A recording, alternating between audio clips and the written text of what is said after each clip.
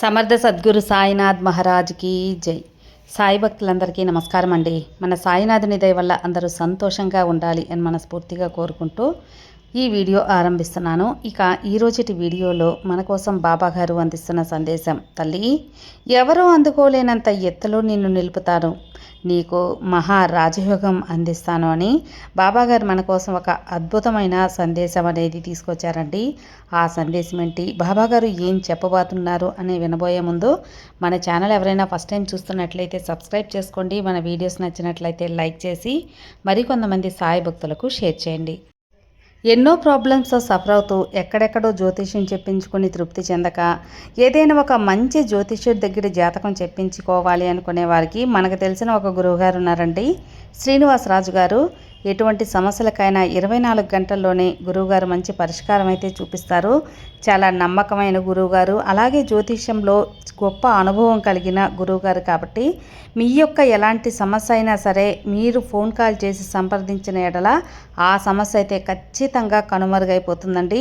విద్య, ఉద్యోగం, భార్యాభర్తల మధ్య గొడవలు, సంతాన సమస్యలు, రాజకీయ సమస్యలు, వ్యవసాయ సమస్యలు, జాతకంలో దోషాల వల్ల పెళ్ళిళ్ళు ఆలస్యమవుతున్న, వాస్తు దోషాల వల్ల ఇంట్లో మనశ్శాంతి లేకుండా ఉన్న, డబ్బు నిలకడగా లేకపోయినా, అలాగే స్త్రీ పురుష వశీకరణ కూడా గురువుగారు చేస్తారండి. ఇలా ఏ సమస్యనైనా సరే గురువుగారు చేసే పూజల ద్వారా, పరిహారాల ద్వారా ఆ సమస్య అయితే తీరిపోతుందండి.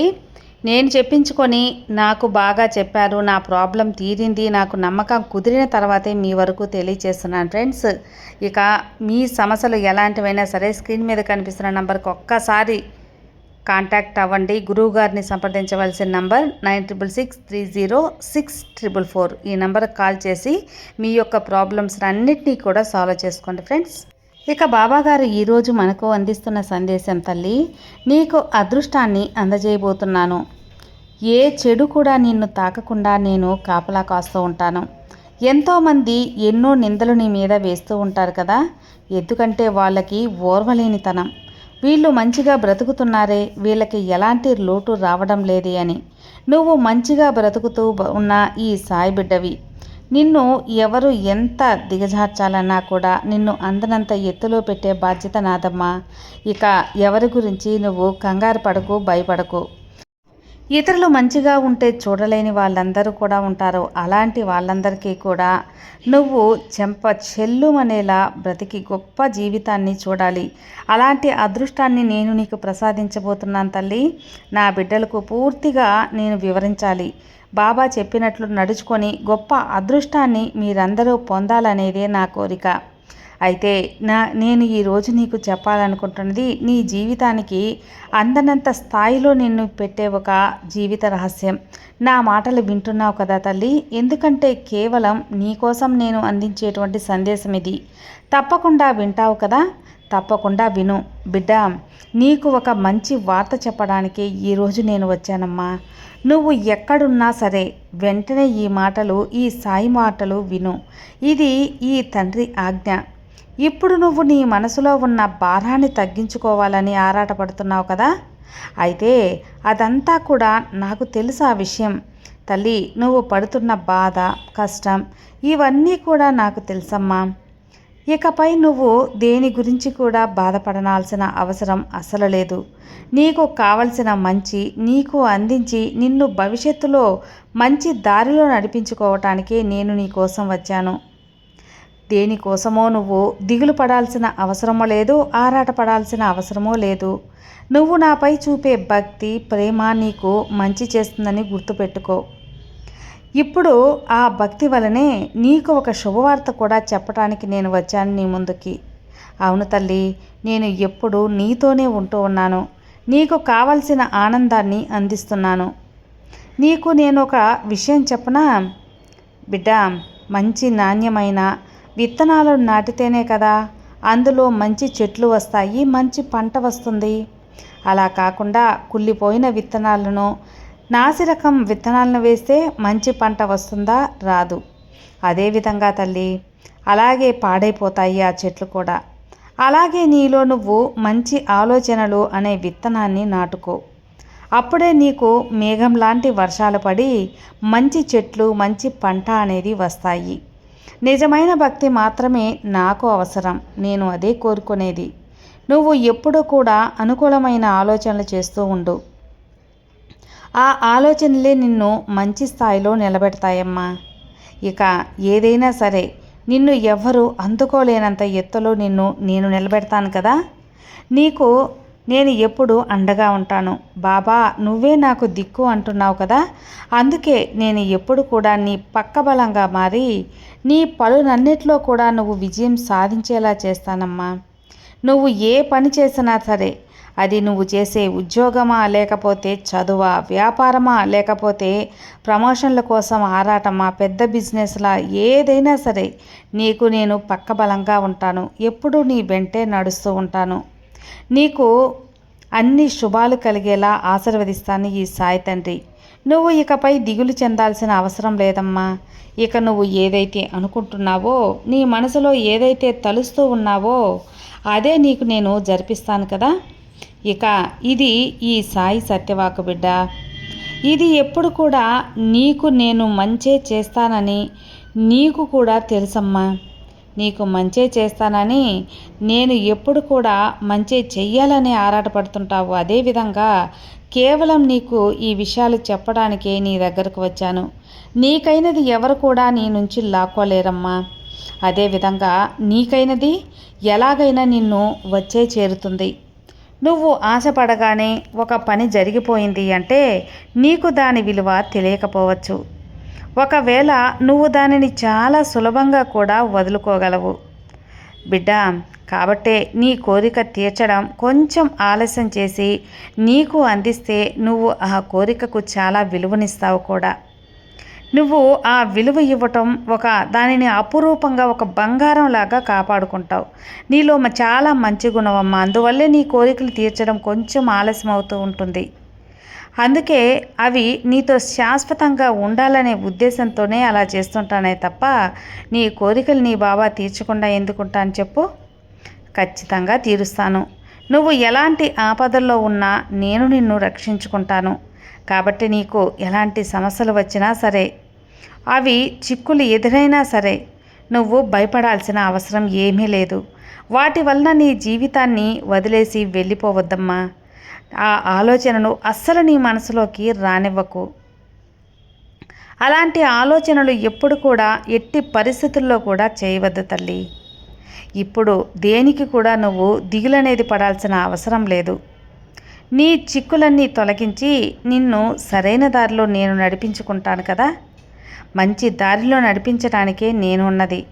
నువ్వు అందరి ముందు గౌరవంగా నిలబడాలి. నీ విలువ తెలుసుకొని నిన్ను అందరూ అభిమానించాలి. అదే నీ సాయి తండ్రి ఆశ. నీ కుటుంబంలో వచ్చే ఆదాయంలోనే నువ్వు తృప్తి పడతావు కూడా. అతిగా ఆశపడవద్దు బిడ్డ. ఆశ మంచిదే, అత్యాశ చాలా ప్రమాదం. ఎందుకంటే తర్వాత మిగిలేది బాధ మాత్రమే. ఇప్పుడు నీ జీవితంలో ఉన్న ఆనందాన్ని నిలుపుకోవడానికి మాత్రం ప్రయత్నించు. ఎవరో ఏదో అన్నారని కలత చెందకు. నీ మనసుని దిగులు పెట్టుకోకు. నీ మనసుని బాధ పెట్టుకోకు. ఎందుకో తెలుసా, నరం లేని నాలుక ఎన్నెన్నో మాట్లాడుతుంది కదా. ఆ విషయాన్ని గుర్తుపెట్టుకో. బాధపడితే ఎలాంటి లాభం అనేది పొందలేవు, అస్సలు పొందలేవు తల్లి. నువ్వు ఏంటి అనేది నీకు తెలుసు. నీ తండ్రి అయినా ఈ సాయికి తెలుసు. ఇక మిగతా వారికి తెలియాల్సిన అవసరం ఏంటి? అలాంటప్పుడు నీకెందుకు తల్లి బాధ, నీకెందుకు దిగులు చెప్పు. నిన్ను బాధ పెట్టడానికి, నీకు సమస్యలు సృష్టించడానికి ఈ ప్రపంచంలో 100 మంది ఉంటారమ్మా. కానీ వారికి తెలియని విషయం ఏంటో తెలుసా? నీకు అండగా ఈ బాబా ఉన్నాడని వాళ్ళకి తెలియదు. వారు ఆ విషయాన్ని గ్రహించలేకపోతున్నారు. వారు అసలు కూడా ఆ జ్ఞాపకాన్ని కూడా వారు తెచ్చుకోవడం లేదు. ఈ బాబా ఉండగా వారి ఆటలు సాగనిస్తానా? త్వరలోనే ఈ విషయం వారు తెలుసుకుంటారులే. నీ తోడు ఎవరు అని ఆ రోజు వారికి అర్థమవుతుంది, తెలిసొస్తుంది. ఈ సర్వ జగత్తును పరిపాలించే అఖిలాండ కోటి బ్రహ్మాండ నాయకుడైన ఈ సాయినాథుడు నీ వెంట ఉన్నారని అతి త్వరలో వారికి తెలియచేస్తాను. వారికి భయం పుట్టించేలా చేస్తాను. ఆ క్షణం నుంచి వారు నిన్ను చూడటానికి కూడా భయపడతారు. నీ గురించి చెడు తలవాలంటే కూడా భయపడతారు. 1కి 100 సార్లు ఆలోచించేలా చేస్తానమ్మా. అతి త్వరలో వారికి ఆ పరిస్థితి తీసుకొస్తాను. ఇది అక్షర సత్యం తల్లి. నీ చుట్టూ ఉన్న వారి గురించి నువ్వు అస్సలు భయపడాల్సిన అవసరమే లేదు. వారి గురించి ఆలోచించకు. వారిని ఈ సాయి తండ్రికి అప్పగించేశావు కదా, ఇక నువ్వు ప్రశాంతంగా ఉండు. నీ ప్రశాంతం అనేది ఉంటే అన్ని మంచి ఆలోచనలు వస్తాయి. ఆ భగవంతుడు ఒక్కొక్కటి నిన్ను ఒంటరి చేస్తారు కదా, ఆ ఒంటరి చేసిన దానికి ప్రతిఫలం నీకు 1000 విధాలుగా ఇస్తాడు. నీ చుట్టూ ఉన్న వాళ్ళ నిజస్వరూపం నువ్వు తెలుసుకుంటావు. చూడు తల్లి, నీ దగ్గర నువ్వు నమ్మకాన్ని, ఓపికని నువ్వు ఉంచుకుంటే నీ గెలుపు అనేది తథ్యం. ఎవ్వరూ ఆపలేరు. మర్యాదే నిన్ను వెతుక్కుంటూ వస్తుందంటే నమ్ము. ఖచ్చితంగా నువ్వు ఇతరులకు ఏది చేస్తే నీకు అదే జరుగుతుందని గుర్తుపెట్టుకో. మంచి చేస్తే మంచి, లేదా చెడు చేస్తే నీకు కూడా చెడే వస్తుంది. అందువల్ల ఎప్పుడు కూడా మంచి ఆలోచనలు, మంచి జరగటం, పాజిటివ్ ఆలోచనలు, పుణ్యదానాలు, దాన ధర్మాలు, నిజాయితీ, ఇవే నీకు శ్రీరామ రక్షగా కాపాడతాయి. కాబట్టి ధైర్యంగా ఉండమ్మా. ధైర్యాన్ని మాత్రం వదులుకోవద్దు. నీ ఎదురు చూపులన్నీ ఫలిస్తాయి. అంతా మంచే జరుగుతుంది. నమ్మకంతో ఉండు. మిగతావి ఈ సాయి తండ్రి చూసుకుంటాను. నేను ముందే చెప్పాను కదా బిడ్డ, అందరికంటే అందనంత ఎత్తులో, ఎవ్వరికీ అందనంత ఎత్తులో నేను పెడతాను అని.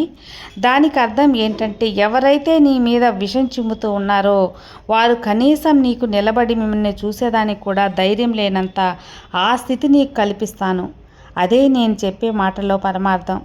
ఎదురుగా నిలబడి నీ కళ్ళల్లో చూడటానికి భయపడాలంటే నేను అది నీకు కల్పించే ఆశీర్వాదం. నా బిడ్డలకు నేను ప్రసాదించే ఆ స్థితి ఎలా ఉంటుందంటే మీ ఊహకే వదిలిస్తున్నాను. గొప్ప స్థాయిలో నీ బాబా నేను ఉంచుతాను. ఎంతో పలుకుబడి, ఎంతో గౌరవ మర్యాదలు, మీరు ఎక్కడికి వెళ్ళినా సరే నీ పలకరించేటట్టు ఎంతోమంది శ్రేయోభిలాషులు, వీరందరినీ కూడా మీకు నేను దగ్గర చేస్తాను. ఈ బాబా కేవలం ధనం ఉంటేనే కాదు, ఆ ధనంతో పాటు పేరు ప్రతిష్టలు, విలువ, మర్యాద అన్నీ కూడా నీకు ప్రసాదిస్తాను. ఎవరైతే మీ మీద విషం చిమ్ముతూ ఉన్నారో వారికి ఇదే పెద్ద శిక్షగా తెలియపరుస్తాను. ఎవరికైనా సరే శత్రువు అనే వారికి శిక్ష అనేది ఏముంటుంది? మనం ఎదుగుతూ ఉంటే, అభివృద్ధి చెందుతూ ఉంటే, దినదిన అభివృద్ధి చెందుతూ ఉంటే వారు ఆ అభివృద్ధి చూడలేక అదే వారికి పెద్ద శిక్షగా మారిపోతుంది. ఎందుకో తెలుసా? వారికి చిన్నప్పటి నుండి కూడా పక్క వాళ్ళు ఎదుగుతుంటే జీర్ణించుకోలేరు. ఆ అలవాటు ఉంటుంది. అందుకే మనం ఏం చేయకపోయినా, మనం వారిని ఏమీ హాని చేయకపోయినా సరే వాళ్ళు విషం చిమ్ముతారు. మరి అలాంటి వాళ్ళకి పెద్ద శిక్ష ఏమవుతుంది? మన ఎదుగుదలే. కాబట్టి దేనిని వాళ్ళని కొట్టాల్సిన అవసరం లేదు, తిట్టాల్సిన అవసరం లేదు. మంచిగా ఎదిగి చూపిస్తే చాలు. వాళ్ళు అది జీర్ణించుకోలేరు. దాంతోనే వాళ్ళు కృంగి కృషిస్తారు. నా బిడ్డలకి అలాంటి జీవితాన్ని గొప్ప అదృష్టంగా అందచేయాలనుకుంటున్నాను. నా బిడ్డలకి నేనే ఎప్పుడూ శ్రేయోభిలాషలా మారుతాను. నా భక్తులు, బిడ్డలే నాకు ఎప్పుడూ ముఖ్యం. 10 మంది మనుషులు ఉండాలి, శ్రేయోభిలాషులు ఉండాలి. అది గొప్ప అదృష్టం కదా. అది అందరికీ సాధ్యం కాదు. నా సాయి బిడ్డలకి మాత్రమే అది సాధ్యం. ఆ అదృష్టం నేను నీకు కల్పిస్తున్నాను తల్లి. ఆ అదృష్టాన్ని ప్రతి ఒక్క బాబా బిడ్డ అందుకోవాలి. ఎన్నో కష్టాలు అనుభవించి నలిగిపోయినటువంటి మనసు నిండా బాధలతో నింపుకొని ఆ బాధను కన్నీటి రూపంలో బయటికి తీసుకొస్తూ ఎవరికి చెప్పుకోలేకుండా నరక యాతన అనుభవిస్తున్నటువంటి తన ప్రతి బిడ్డకి ఈ బాబా అందిస్తున్న అదృష్ట ప్రసాదం మనస్ఫూర్తిగా నీరు తీసుకో తల్లి. దిక్కు తోచని స్థితిలో ఈ సాయే దిక్కు అనుకున్న వారికి నేను ఎప్పుడు కూడా అండగానే ఉంటాను. కాబట్టి నిశ్చింతగా ఉండు. అంతా నీ సాయి చూసుకుంటాను. నీ జీవితం ఎవరూ ఊహించినటువంటి అందనంత స్థాయికి, అలాగే మంచి జీవితాన్ని నేను ప్రసాదిస్తాను. నీ భవిష్యత్తులో నువ్వే ఊహించిన విధంగా నేను నీ జీవితాన్ని మలుస్తాను కదా. ఇక నిశ్చింతగా ఉండు. అంతా మంచే జరుగుతుంది. సర్వే జనా సుఖినో భవంతు. జై సాయిరామ్.